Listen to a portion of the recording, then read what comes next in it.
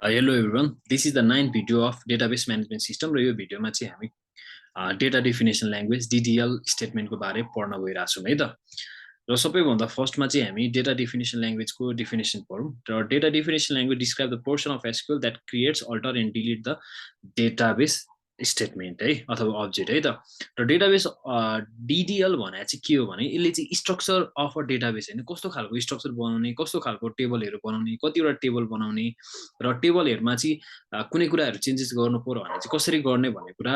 ल्याउँछ। र त्यसको साथसाथै यसले के गर्ने रहेछ भने तपाईको टेबलको स्ट्रक्चरलाई कसरी डिलिट गर्ने भन्ने कुरालाई पनि यसले जोड्छ है त। र data definition language is the subset of SQL है। र एउटा SQL भन्ने स्ट्यान्डर्ड क्वेरी ल्याङ्ग्वेजको एउटा सबसेट चाहिँ डेटा डेफिनेसन ल्याङ्ग्वेज रहेछ है त। र data definition language are like a computer programming language for defining the data structure and specially database schema है। र तपाईलाई डाटाबेसको स्किमा बनाउनु पर्यो अथवा डाटाबेसको टेबलहरु बनाउनु पर्यो भने चाहिँ तपाईलाई DDL स्टेटमेन्ट चाहिन्छ। र DDL स्टेटमेन्ट चाहिँ 4 टाइपको हुन्छ। र फर्स्ट टाइप भनेको क्रिएट हो। र क्रिएटले चाहिँ के गर्छ भने डेटाबेसलाई क्रिएट गर्छ।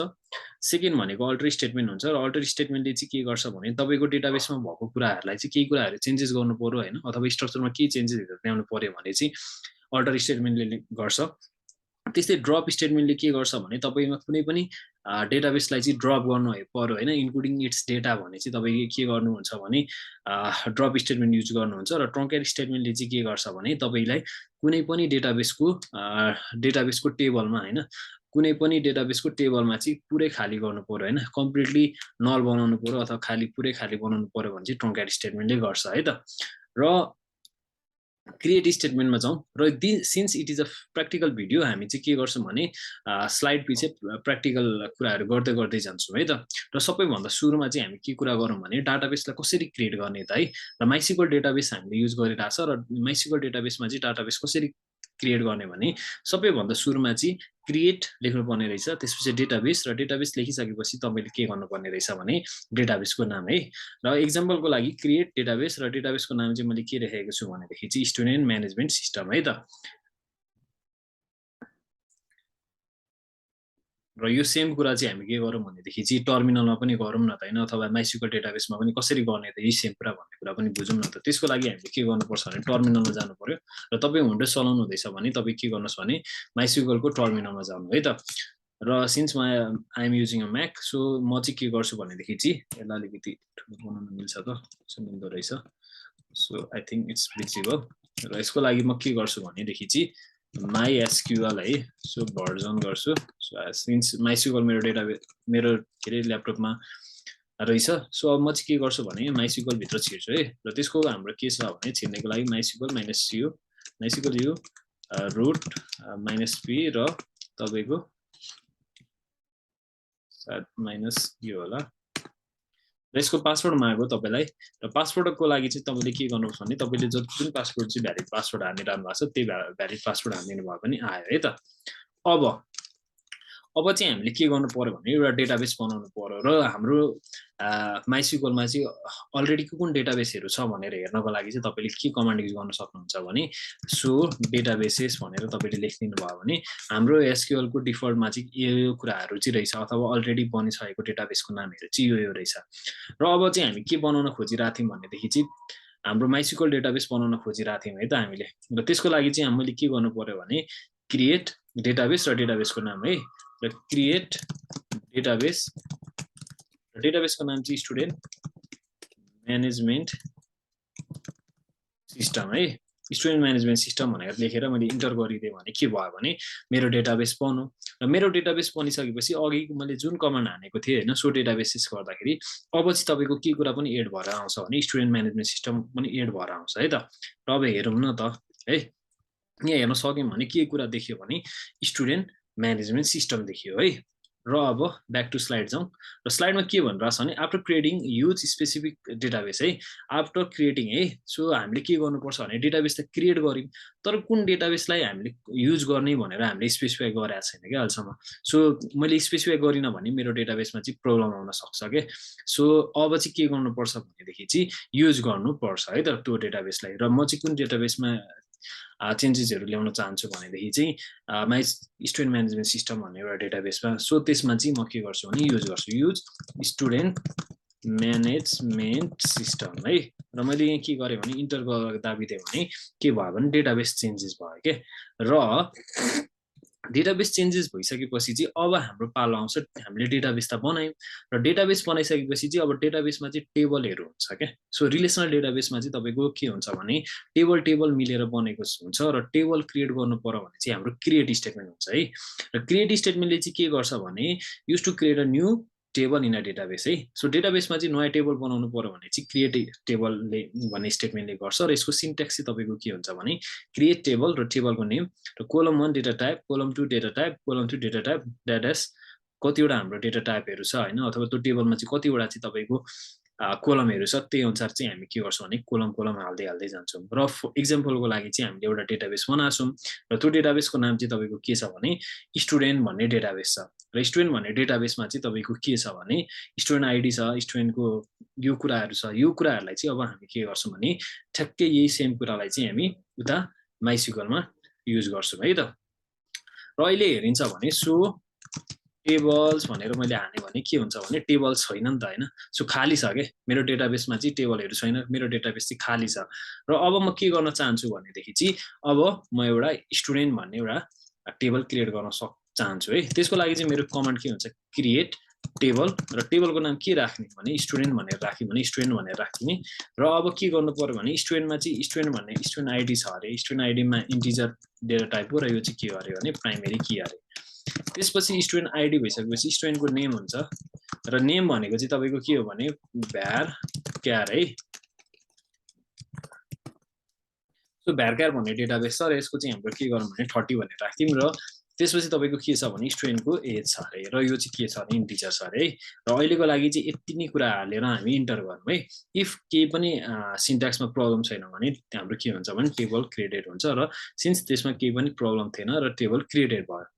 र टेबल त क्रिएट गऱ्यौँ होइन सो टेबल क्रिएट गऱ्यौँ अब त्यो टेबल छ कि छैन भनेर मैले अघिको माथिको सेम कमान्ड हाने भने अब चाहिँ मलाई के देखाउँछ भने स्टुडेन्ट भन्ने टेबल देखाउँछ कि है सो मैले स्टुडेन्ट भन्ने टेबल चाहिँ बनाइछु है त र क्रिएट स्टेटमेन्टको लागि चाहिँ तपाईँले यति कुरा जान्नुभयो भने चाहिँ कुनै पनि डेटाबेसमा चाहिँ अथवा माइसिक्वल डेटाबेसमा चाहिँ तपाईँलाई टेबलहरू क्रिएट गर्न आउँछ अब टेबल क्रिएट गरिसकेपछि चाहिँ के हुनसक्छ भनेदेखि चाहिँ अब मैले टेबल त क्रिएट गरेँ है र यसलाई डिएससी टेबल भनेर अथवा स्टुडेन्ट भनेर गरिदिनु भयो भने यो टेबलको स्ट्रक्चर आउँछ क्या तर मैले के कुरा भुलिछु भनेदेखि चाहिँ यहाँ चाहिँ इमेल एड्रेस पनि हाल्नु पर्थ्यो अरे तर मैले इमेल एड्रेस चाहिँ हाल्न भुलिछु क्या सो अब यस्तो इमेल एड्रेसहरू अथवा नयाँ कोलमहरू थप्नु पर्थ्यो मैले अलरेडी थपिन छु भने अब कसरी चाहिँ बनिसकेको टेबलमा चाहिँ डेटाहरूलाई हाल्ने अथवा सरी बनिसकेको टेबलमा चाहिँ स्ट्रक्चर चेन्ज गर्ने है अब त्यसको लागि चाहिँ अब के गर्ने भने हाम्रो अल्टर स्टेटमेन्ट भन्ने हुन्छ र alter statement is use to add delete or modify the columns in existing table है त र अहिलेको लागि चाहिँ हामी के सिकौँ भनेदेखि चाहिँ अब म चाहिँ के गर्न चाहन्छु भने यहाँ चाहिँ इमेल एड्रेस पनि होइन स्टुडेन्टको इमेल एड्रेस पनि हाल्नु पर्यो होइन स्टुडेन्टको इमेल एड्रेस पनि हुँदो रहेछ हो त्यो कुरा हाल्नु पर्यो भने कसरी हाल्ने त भनेर सिकाउँछु है त र त्यसको लागि चाहिँ हाम्रो कमान्ड के हुन्छ भने अल्टर टेबल र जुन टेबलमा चाहिँ तपाईँले अल्टर गर्न खोज्नु भएको त्यो टेबलको नाम र एड कोलम र डेटा टाइप है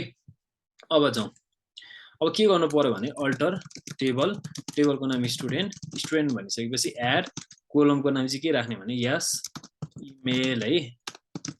र भ्यार क्यार कति राख्थ्यौँ भने यसको चाहिँ 60 जति राख्थ्यौँ है र मैले यसलाई इन्टर दबाइदिएँ भने तपाईँको के आयो भने रो इफेक्टेड भयो र अघिको माथिको सेम कमान्डमा दाब्छु भनेदेखि चाहिँ अब नयाँ एउटा कोलम पनि थप्यो र त्यसको नाम चाहिँ के भयो भने स्टुडेन्टको इमेल भयो है र अब नेक्स्ट स्टेटमेन्ट पढौँ र ट्रङ्क्याट स्टेटमेन्ट है र ट्रङ्क्याट स्टेटमेन्ट भनेको चाहिँ कस्तो खालको स्टेटमेन्ट हो भने यो चाहिँ तपाईँको डेटाबेस टेबलमा चाहिँ तपाईँको डेटाहरू छ होइन अब तपाईँ चाहिँ के गर्न चाहनुहुन्छ भने टेबलको स्ट्रक्चरलाई चाहिँ जस्ताको त्यस्तै राख्नुहुन्छ तर टेबलमा भएको डेटाहरूलाई चाहिँ डिलिट गर्न चाहनुहुन्छ भने त्यति बेला चाहिँ ट्रङ्क्याट स्टेटमेन्ट युज हुन्छ है र सिन्स हामीले कुनै पनि डेटाहरू इन्सर्ट गरेको छैनौँ यो टेबलमा सो म चाहिँ फर्स्टमा चाहिँ के गर्छु भने टेबलमा चाहिँ डेटा इन्सर्ट गर्छु है त त्यसपछि हामी के गरौँ भने ट्रङ्क्याट स्टेटमेन्ट गरौँ सो मैले चाहिँ यो स्टुडेन्ट भन्ने टेबलमा चाहिँ के गरेँ भने एउटा डेटाहरू चाहिँ हाल्दिएँ है त सो डमी डेटाहरू हाल्दै र है सो डमी डेटा हालिदिसकेपछि चाहिँ अब म के गर्छु भने यो ट्रङ्क्याट भन्ने स्टेटमेन्ट हैन सो ट्रङ्क्याट भन्ने स्टेटमेन्टले चाहिँ के गर्थ्यो भने टेबललाई चाहिँ डिलिट गर्दैन थियो टेबलको स्ट्रक्चरलाई चाहिँ टेबल डिलिट गर्दैन थियो तर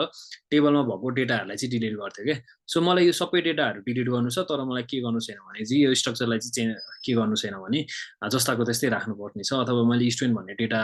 स्टुडेन्ट भन्ने टेबललाई चाहिँ म डिलिट गर्न चाहन्नु सो त्यस्तो बेला चाहिँ हामीले ट्रङ्क्याट भन्ने स्टेटमेन्ट युज गर्नुपर्छ र ट्रङ्क्याटको सिन्ट्याक्स चाहिँ के हुन्छ भने ट्रङ्क्याट टेबल र टेबलको नाम चाहिँ जुन हो त्यही राखिदिनु भयो भने ट्रङ्क्याट भन्ने स्टेटमेन्ट चल्छ है त र के भयो भने अहिले मैले के गरेँ भने डिलिट गरेर माथिको म सेम स्टेटमेन्ट हालिदिन्छु अरे भने के देखाउँछ भने इम्टी सेट देखाउँछ क्या तर यो स्टुडेन्ट भन्ने टेबल चाहिँ डिलिट भएको छैन क्या सो डिएससी अनि स्टुडेन्ट भनेर गरिदियो भनेदेखि चाहिँ तपाईँको के हुन्छ भने यो स्ट्रक्चर चाहिँ आउँछ क्या सो स्टिल चाहिँ स्ट्रक्चर चाहिँ के छ भने तपाईँको छ तर ओन्ली डेटा चाहिँ के भएको छ भने डिलिट भएको छ क्या अब ट्रङ्क्याट भन्ने स्टेटमेन्ट पनि बुझ्यौँ है तर अब लास्टमा चाहिँ के आउँछ भने ड्रप स्टेटमेन्ट है र ड्रप स्टेटमेन्ट र ट्रङ्क्याट स्टेटमेन्टको काम एउटै नै हो दुइटैले के गर्छ भने तपाईँको डिलिट गर्ने काम गर्छ तर ट्रङ्क्याट भन्ने स्टेटमेन्टले चाहिँ के गर्थ्यो भनेदेखि चाहिँ स्ट्रक्चरलाई चाहिँ डिलिट गर्दैन थियो ओन्ली द डेटालाई चाहिँ डिलिट गर्थ्यो तर ड्रप भन्ने स्टेटमेन्टले चाहिँ के गर्छ भने डेटालाई पनि डिलिट गर्छ स्ट्रक्चरलाई पनि डिलिट गरिदिन्छ क्या so once drop statement use गऱ्यौँ र ड्रप स्टेटमेन्ट युज गर्ने बित्तिकै तपाईँको टेबलको डेटा को साथसाथै तपाईँको स्ट्रक्चर चेन्ज हुन्छ सो यो कमान्ड युज गर्दा अथवा ट्रङ्क्याट स्टेटमेन्टहरू युज गर्दाखेरि चाहिँ थिङ्क ट्वाइस है सो यो दुईटा स्टेटमेन्टहरू चलाउँदाखेरि चाहिँ so drop statement drop table होइन एसटिएटिएमएनटी है सो यो दुईटा कमान्डहरू युज गर्दाखेरि चाहिँ तपाईँ चाहिँ एकदमै तपाईँ ध्यान दिनुपर्छ है र अब हामी ड्रप स्टेटमेन्ट यो टेबललाई गऱ्यौँ भने चाहिँ तपाईँको के हुन्छ भने सबै डेटाहरू चाहिँ डिलिट हुन्छ है सो ड्रप टेबलको नाम के छ स्टुडेन्ट है र मैले इन्टर दबाइदिएँ भने र अब मैले अहिलेको सेम कमान्डै युज गरेँ भने तपाईँको के हुन्छ भने इरर फाल्छ क्या के भने यो स्टुडेन्ट भन्ने स्टुडेन्ट म्यानेजमेन्ट सिस्टम भन्ने डेटाबेसमा चाहिँ स्टुडेन्ट चाहिँ छैन अरे क्या स्टुडेन्ट भन्ने टेबल छैन भनेर के भन्नु भने हामीलाई दियो है सो इन दिस वे हामीले चाहिँ डिटिएल स्टेटमेन्टहरू कम्प्लिट गऱ्यौँ so if you have got any comment or any suggestions or if you are confuse in any part please let me know in comment section and also like, share and subscribe this video. Like, share and subscribe this YouTube channel. Thank you everyone.